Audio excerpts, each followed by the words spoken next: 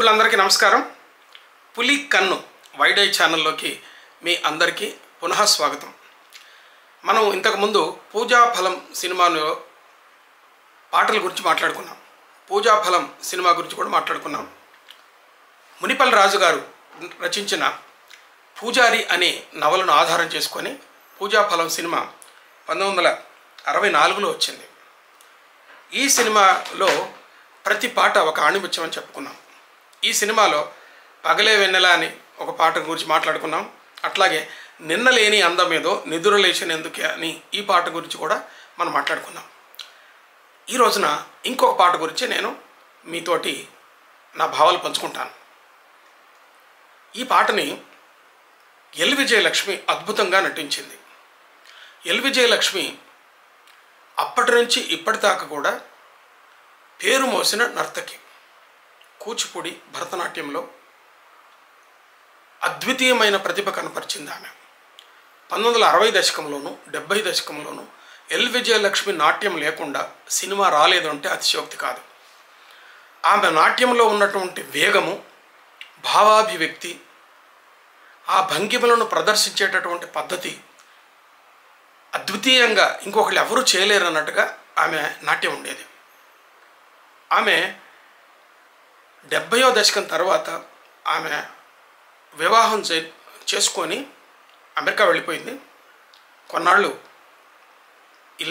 ఇంటి ఇల్లాలుగా అంటే హౌస్ వైఫ్గా ఉండింది. ఆ తర్వాత ఆమె ఒక స్కూల్ పెట్టారు.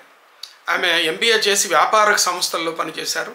అలాగే ఆమె సొంతంగా ఒక నాట్య పాఠశాలను కూడా నడిపారు. ఇప్పుడు కూడా ఆమె అక్కడే ఉన్నారు. ఇటీవల భారతదేశానికి వచ్చినప్పుడు చాలా ఛానళ్ళు ఆమెని ఇంటర్వ్యూ చేశాయి. ఆమె పెద్ద వయసులో ఇప్పుడు ఎట్లా ఉంది అని చెప్పి కూడా ప్రజెంట్ చేశారు. అలాంటి సుప్రసిద్ధ నటీమణి, సుప్రసిద్ధ నాట్యకారిణి. ఆమె చాలా మంచి పాత్రలు కూడా చేశారు. అందులో వేరువేరు సినిమాల్లో నాట్యకత్తెగానే మాత్రమే కాకుండా వేరువేరు సినిమాల్లో కొన్ని మంచి పాత్రలు కూడా చేశారు. ఆమెని ఇంత సుప్రసిద్ధమైనటువంటి ఈ నర్తకీమణిని ఒక ఛానల్ వాళ్ళు ఇంటర్వ్యూ చేస్తూ, మీరు ఇంత గొప్ప నర్తకీమణి కదా, మీకు బాగా నచ్చినటువంటి ఏ పాటలో మీకు మీ అభినయం, మీ నాట్యం మీకు బాగా నచ్చుతుంది అని చెప్పి వాళ్ళు ఒక ప్రశ్న వేశారు. అంటే ఒక నర్తకిగా నాకు అన్ని పాటలు నచ్చుతాయి, కానీ నాకు చాలా ప్రత్యేకంగా అభిమానించే పాట ఒకటి ఉందని చెప్పింది. ఆ పాట ఈ పూజాఫలం సినిమాలోది. ఈ పూజాఫలం సినిమాలో నాయకుడు మధుబాబు అంటే అక్కినేని నాగేశ్వరరావు గారు జీవితంలో విసిగిపోయి కొంత ఆనందం కావాలని చెప్పి ఈ నర్తకీమణి దగ్గరికి, అంటే వాళ్ళు వృత్తిరీత్యా వేశ్యలు, అందులో అట్లా చూపిస్తారు, అక్కడికి వెళతాడు. వెళ్ళినప్పుడు ఆమె అచ్చమైనటువంటి సాంప్రదాయ పద్ధతిలో కాశీపోసిన చీర కట్టుకొని చాలా సాంప్రదాయకంగా కూచిపూడి ఒక సాంప్రదాయమైనటువంటి నాట్యం చేస్తుంది. అదేంటంటే శివదీక్షా పరురాలనురా అని చెప్పి ఈ పాటకి ఆమె నాట్యం చేస్తుంది. అక్కడ మైమర్చిపోతాడు ఈ నాయకుడు మధుబాబు. ఆ పాటకు చేసినటువంటి అభినయం నాకు అన్నిటికన్నా బాగా నచ్చిందని చెప్పి ఎల్ విజయలక్ష్మి చెప్పారు. నేను ఆ పాట చాలాసార్లు చూశాను. అత్యద్భుతమైనటువంటి అభినయం, భావాభివ్యక్తి మనకి అందులో కనిపిస్తుంటుంది. అలాంటి నర్తకిమణి, అలాంటి ఆ పాత్రే ఈ మధుబాబు తన జమీందారీ ఇంట్లో ఉండగా ఆయన్ని వలలో వేసుకోవాలని చెప్పి, ఆయనను వలలో వేసుకొని ఆయన ఆస్తి కాజేయాలని, వాళ్ళ ఇంట్లో ఉన్న జావాహారి కొట్టేయాలని చెప్పి వీళ్ళు ఒక ప్రణాళిక వేసుకొని వాళ్ళ ఇంటికి వెళ్తారు, జమీందారు ఇంటికి వెళ్తారు. అక్కడ ఆ జమీందారుని ఆకట్టుకోవటానికి, జమీందారుని వలలో వేసుకుంటున్నాను అని అనుకోవటానికి ఆమె ఒక పాట నాట్యం చేస్తుంది. ఈ పాటని గురువుగారు ఆచార్య సి నారాయణ రెడ్డి గారు రచించారు. మ్యూజిక్ ఎస్ రాజేశ్వరరావు గారు. దాని గురించి ప్రత్యేకంగా మళ్ళీ చెప్పాల్సిన పని లేదు. ఆ పాట ఏంటంటే మదన మనసాయరా. ఈ పాటని అత్యద్భుతంగా పాడింది ఎస్ జానకి గారు. ఈ పాటను మీరు కింద డిస్క్రిప్షన్లో ఉన్న లింక్లో మీరు విని చూడండి, అత్యద్భుతంగా ఉంటుంది. అసాధారణమైన నాట్యం అత్యంత వేగంగా చూపిస్తుంటుంది. ఆ భంగిమ, అక్కడ ఆయన ఎదురుగా పడుకోవటం, దాన్ని చూస్తారు. ఈ భంగిమలో అక్కడ జమీందారు మధుబాబు ఎంత గొప్పగా నటిస్తాడంటే అక్కినేని నాగేశ్వరరావు గారు, ఆమె నాట్యాన్ని అభినయిస్తూనే కంటి చూపుతోనే నీవు నన్నేం పడేయలేవు, నీవు నన్ను వశం చేసుకోలేవు అనే భావాన్ని మాట లేకుండా కంటి చూపుతోటి వ్యక్తం చేస్తాడు. అంత గొప్ప అభినయం అక్కినేని నాగేశ్వరరావు గారు చూపిస్తారు. అందుకే వాళ్ళు లెజెండ్స్ అయ్యారు. ఆ పాట ఏంటో ఒకసారి సాహిత్యం చూద్దాం, తర్వాత మనము దాంట్లో విశేషాలు తెలుసుకుందాం. గురుగారు నారాయణ రెడ్డి గారు రాశారు. ఒకటే చరణం ఉంటుంది ఈ పాటలో. ఎస్ జానకి గారు పాడారు చూడండి. మదన, నేను పాడలేను, ఒక ఆలాపన ఉంటుంది, ఓ అనే ఒక ఆలాపన తర్వాత మదన మనసాయర పర్వము పొంగే తరుణము నేడే మరి మరి నీకై రాబోదురా మదన మనసాయర. స్పష్టంగా కోర్టిజాన్స్ అంటే వేశ్యాగృహాలలో ఉండేటటువంటి నర్తకీమణులు వచ్చినటువంటి వాళ్ళను వశపరచుకోవడానికి ఎలాంటి భావాభివ్యక్తి కూడిన సాహిత్యం కావాలో అలాంటి సాహిత్యాన్ని నారాయణ రెడ్డి గారు అందించారు. ఆ చరణం చూడండి, ఒకటే చరణం ఉంటుంది.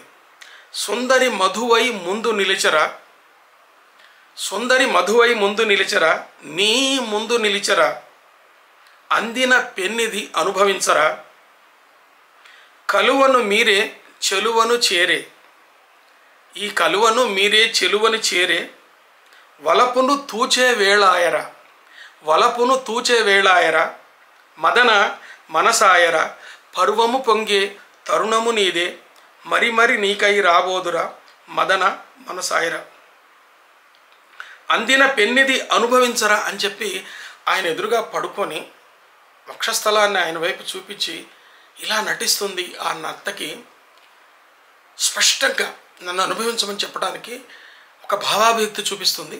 అపూర్వమైనటువంటి నటన ఇక్కడ ఎల్ విజయలక్ష్మి చూపిస్తుంటుంది. ఇక్కడ చూడండి, సుందరి మధువై ముందు నిలిచరా.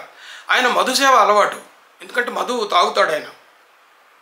విస్కీలు రమ్ములు జిన్లు ఎన్నో ఉంటాయి కదా, ఆయన తాగుతాడు. ఇక్కడ తాగడానికి నేనే మధువై నేను ఎదురుగా నిలబడ్డాను, అందిన పెన్నిది అనుభవించరా అంటుంది. స్పష్టంగా చెబుతుంది నన్ను అనుభవించు అని చెప్పి. చాలా ఏమాత్రం అబ్బెట్టు లేకుండా చాలా మృదువైనటువంటి రీతిలో సాహిత్యాన్ని సమకూర్చారు. అదే మృదువైనటువంటి నన్ను అనుభవించు అని చెప్తూనే ఉంది, కానీ ఎక్కడ జుగుప్స కలిగేలాగా లేదు. అత్యంత సుందరి మధువై ముందు నిలిచరా అని ఈ చరణం ఎల్ విజయలక్ష్మి ఎంత బాగా అభినయించిందంటే, కళ్ళు సగం మూసి ఒక మత్తులో ఉన్నట్టుగా అలా కళ్ళు సగం మూసి అభినయిస్తుంది. దాన్ని చూస్తే ఏ మగవాడైనా పడిపోయేటట్టుగా ఉండే అలాంటి అభినయం అక్కడ చూపిస్తుంది అమ్మాయి ఎల్ విజయలక్ష్మి అక్కడ. కానీ అక్కినేని కూడా అంత గొప్పగా నటించి తృణీకరించినట్టుగా చేసేస్తాడు. ఈ పాట వచ్చే సంగీతం, ఆ సంగీతం ఎలా ఉంటుందంటే, కింద సావిత్రి ఉంటుంది, ఆ దివాన్ గారి ఇంటి ముందు అవుట్ హౌస్లో ఉంటారు వాళ్ళు. ఆ దివాన్ గారి ఇంటి ముందు ఆ సావిత్రి విని ఈ పాటకు వస్తున్నటువంటి మ్యూజిక్ విని తండ్రి దగ్గరికి, అంటే దివాన్ గారి దగ్గరికి పోయి అడుగుతుంది, నాన్న చూసారా ఎంతో ప్రేమ భక్తి వెల్లువిరిసినటువంటి ఈ దివాణంలో ఈ సానివాడ సంగీతం వినిపిస్తుంది చూడు అని చెప్తుంటుంది. ఆ పాటకు సంగీతం సమకూర్చిన ఎస్ రాజేశ్వరరావు గారు దాన్ని సానివాడ సంగీతం అని అనిపించుకునేలాగా ఆ సంగీతాన్ని సమకూర్చారు. ఎల్ విజయలక్ష్మి నటించడం కూడా ఆ సానివాడ సంగీతం, సానివాడ పాట ఎలా ఉంటుందో అలా నటించింది. అసలు సానివాడ సంగీతంలో పాట ఎలా ఉంటుందో, సాహిత్యం ఎలా ఉంటుందో 100% అలా రాశారు గురుగారు నారాయణ రెడ్డి గారు.